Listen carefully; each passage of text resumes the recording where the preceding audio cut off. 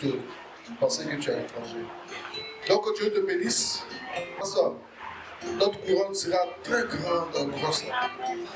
Merci beaucoup. Je vous salue dans le beau et précieux nom de notre Seigneur et Sauveur Jésus-Christ.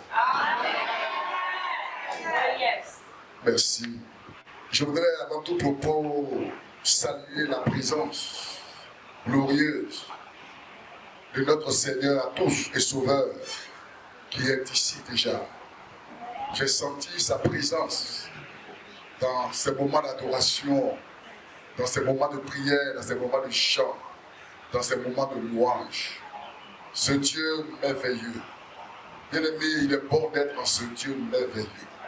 Il est bon de connaître Jésus. Il y a un chant quand j'étais sorti qui disait, si tu as Jésus, tu as tout. Oui, c'est une vérité. Si quelqu'un a Jésus, il a vraiment tout.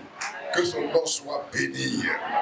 Saluer et remercier l'ange de cette église, à la personne du pasteur Conan Kwadjo Lazare. Bien aimé, ce pasteur, comme il a dit, c'est un ami personnel pour moi et pour mon ministère.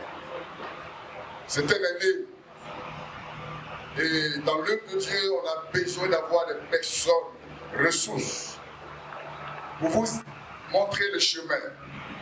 Il y a des fois où on a envie de tout gâter. Mais quand on l'appelle, il dit non, fais comme ci, fais comme ça, fais comme ci, fais comme ça. Et à tous les prestataires de cette église, il est bon d'avoir des pères, des personnes ressources dans le ministère. Parce que parfois, le ministère, bien aimé, il y a des surprises. Il y a des choses qu'on ne maîtrise pas. On a besoin des aînés qui sont passés par là pour nous orienter. Et là, j'aurais vous joigner à moi pour dire merci à votre pasteur que j'appelle, que je dérange parfois. Vraiment, merci pasteur, que le Seigneur te bénisse. Je salue son épouse également, sa chère tendre épouse, qui est une femme merveilleuse, à la tête là aussi, qui fait son petit bonhomme de chemin. Que le Seigneur te bénisse, chère soeur. Mon épouse aussi te salue, elle est passée aussi par la région. Voilà, elle vous salue. Je salue les membres de son conseil, tous ceux qui travaillent dans la vision de l'homme de Dieu. Vous savez, le Seigneur place un ange dans une église. Et à côté de l'ange, qui est le pasteur, il y a ses collaborateurs, qu'on appelle les anciens et les diacres, qui travaillent dans la vision de l'homme de Dieu et qui l'épaulent pour que l'œuvre puisse être une réussite. Je voudrais donc saluer ces chers collaborateurs, que Dieu vous bénisse. Je salue également toutes les autorités de cette ville qui sont présentes dans cette salle. Parfois, il y a des autorités qui sont avec nous dans le silence, dans le secret. Nous voudrions vous saluer tous les membres de cette église en vos rangs, grades et qualités. Que le Seigneur Dieu vous bénisse également. Et saluer aussi le groupe musical, Alléluia, qui sont toujours à côté de la chair. Dans nos églises, ils sont toujours à côté, c'est-à-dire, ils sont à côté des pasteurs. Ainsi, ils travaillent dans ce sens. Nous voulons vous saluer les groupes vocaux de l'église. Et enfin, saluer de façon particulière 3 catégories de personnes. La première catégorie de personnes que je veux saluer, c'est tous ceux dans cette assemblée qui passent par des moments difficiles. Je voudrais personnellement saluer toute personne de cette assemblée qui présentement traverse des moments difficiles. Que Dieu se souvienne de vous ce matin. Et deuxième catégorie, tous ceux dont la vie passée, n'est-ce pas, leur vie passée, ils n'ont pas eu une bonne réputation. Tous ceux dont la vie séculière passée n'a pas été bonne, je voudrais vous saluer ce matin et vous encourager à compter sur le Seigneur, car lui seul est capable de donner à celui dont la vie n'a pas été bonne une bonne vie. Que Dieu vous bénisse. Et enfin, tous ceux dont la vie a déçu, trahi et humilié, tous ceux dont la vie a déçu, trahi et humilié, je voudrais ce matin de façon particulière vous saluer.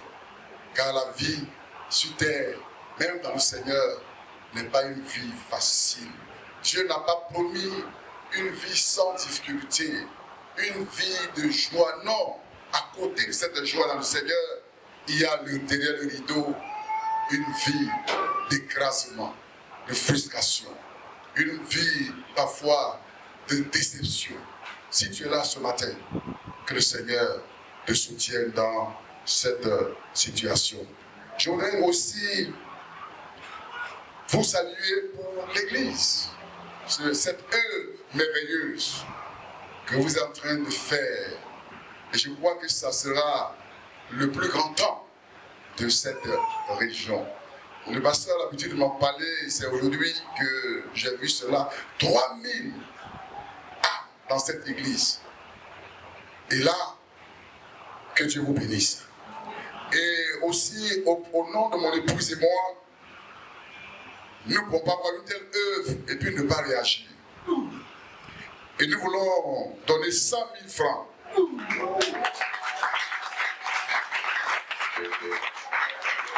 Nous finissons notre formation le 20 juin. Donc le 20 juin, lorsque nous avons parti, nous allons apporter les 100 000 francs à l'église pour nous aider à contribuer. Chers frères et sœurs, soyez des hommes et des femmes qui soutiennent l'œuvre. Amen. Amen. Soutenez l'œuvre de Dieu, car il y a une richesse en cela.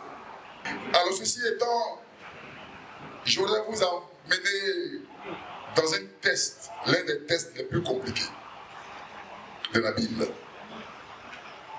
Oui, il s'agit de Matthieu, le chapitre 1.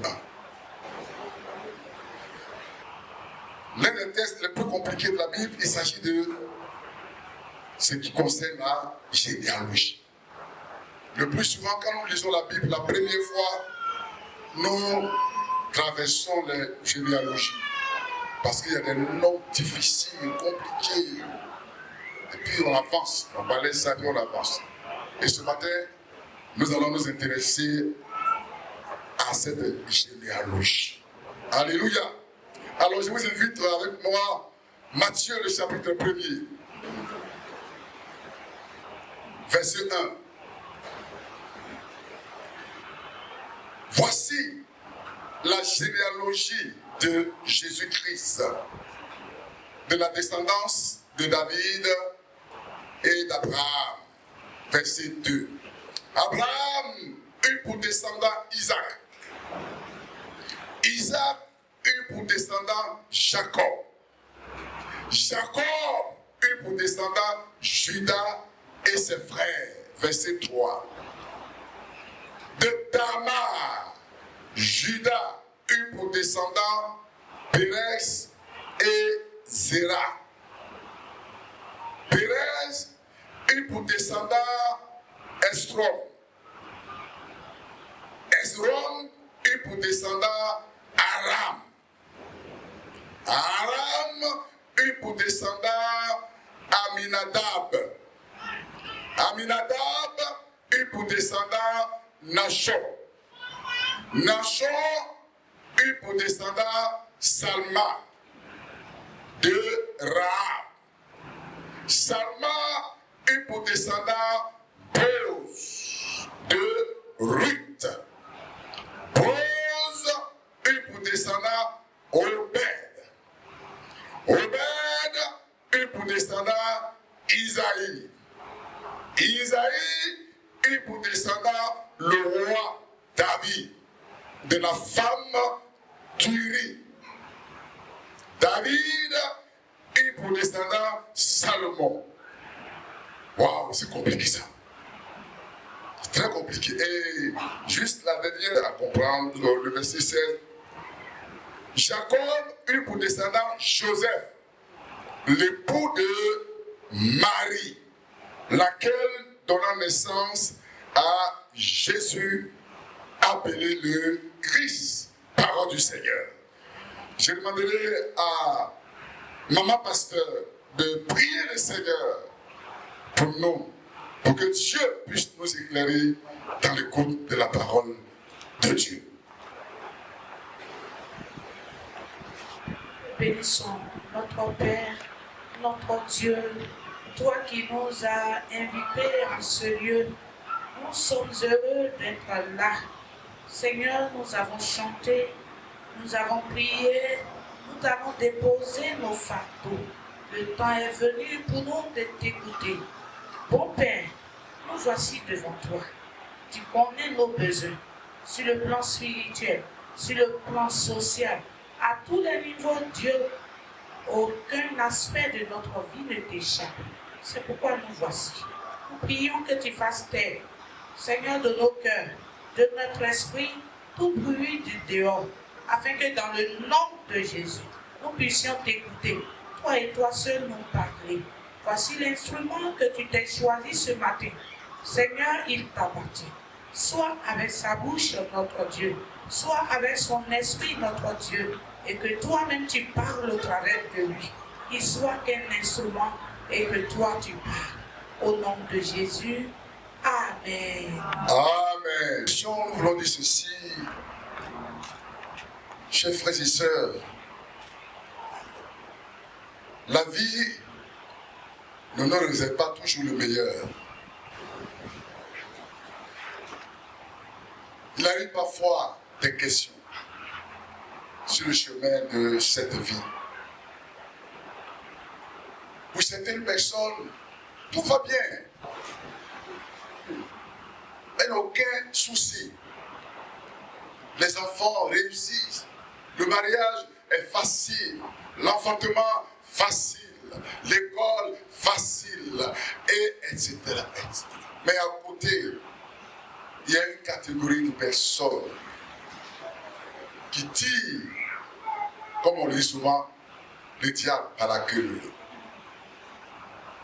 Tout n'est que compliqué. Pour se marier, assez de genoux, assez de prières. Pour travailler, assez de prières. Pour faire enfant, assez de prières. Pour avoir du travail, assez de difficultés. Et tout ceci se passe dans l'église.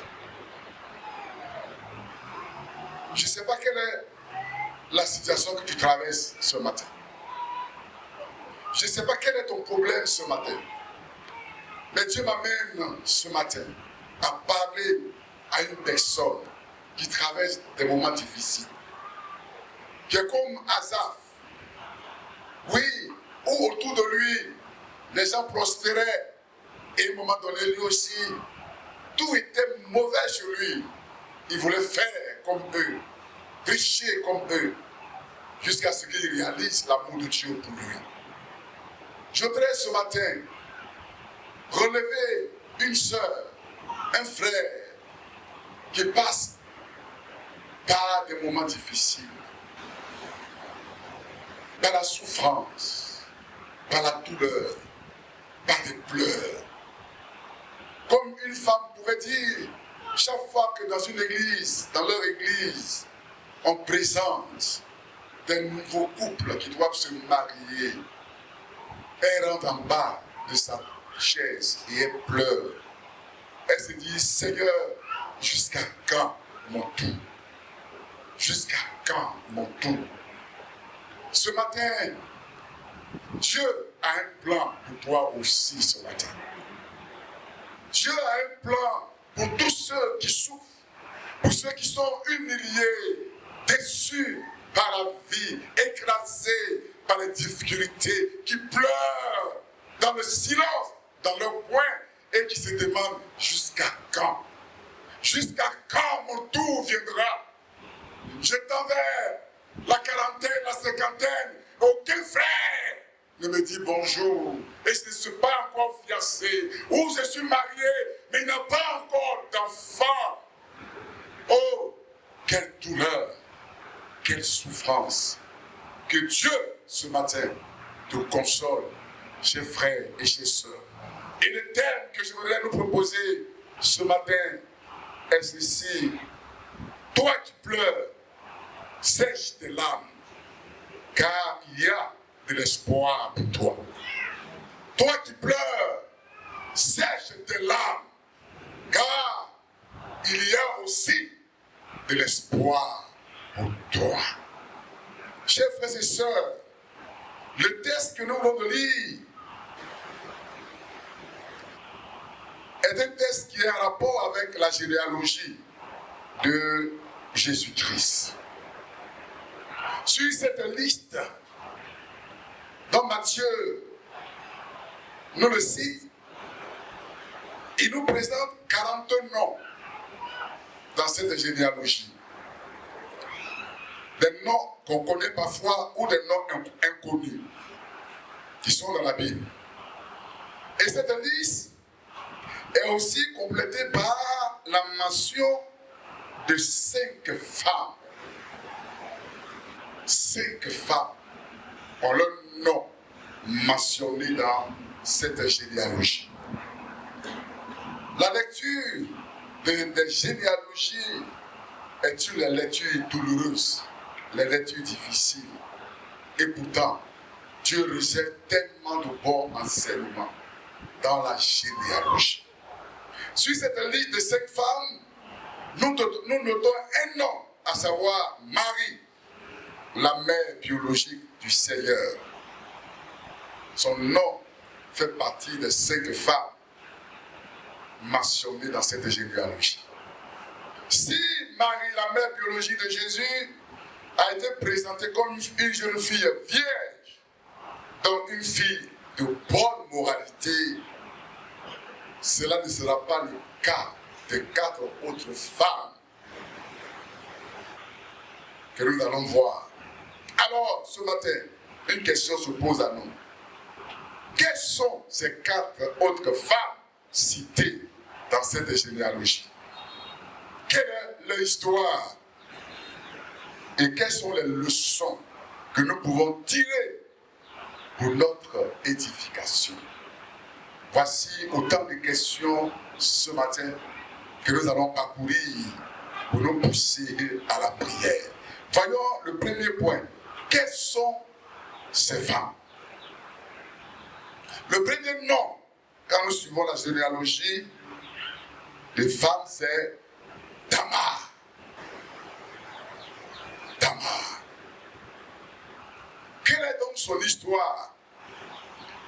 Et là, je vous invite à prendre vos Bibles avec moi.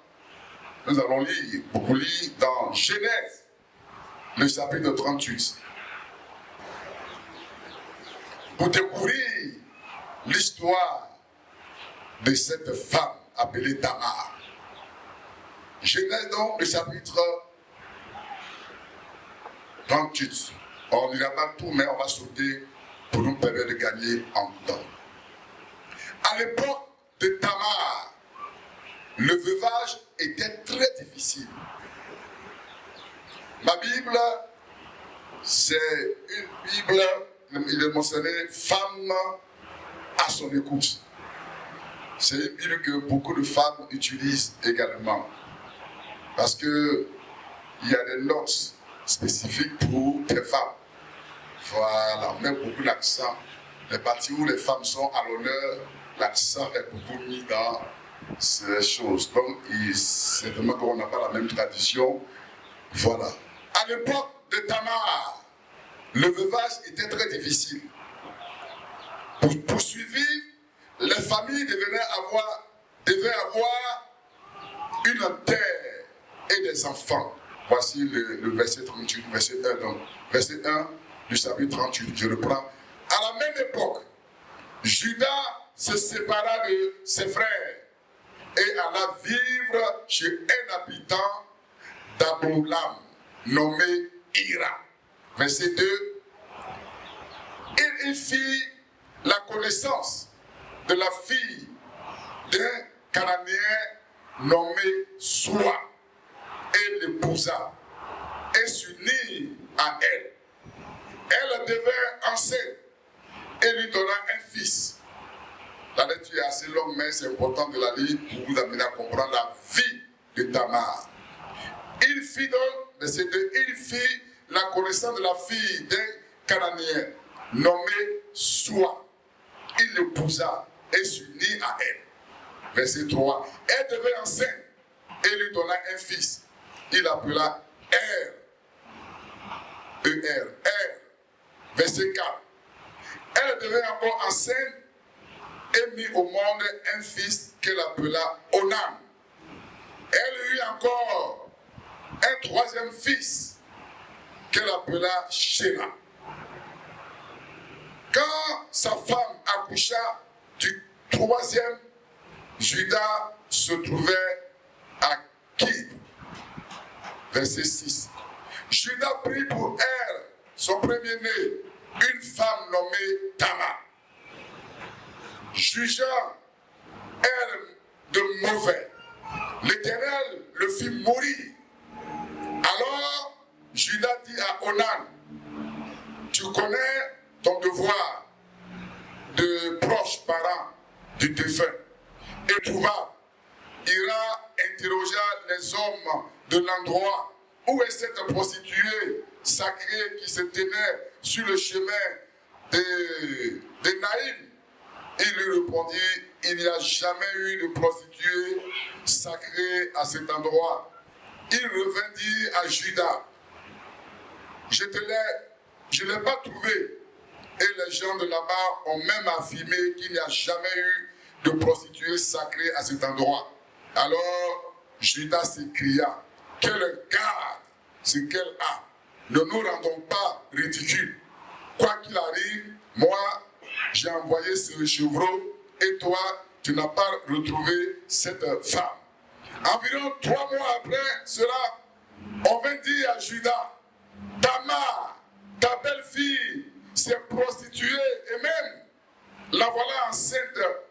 Suite à cela, qu'on la fasse sortir et qu'elle soit brûlée vive, comme on la jetait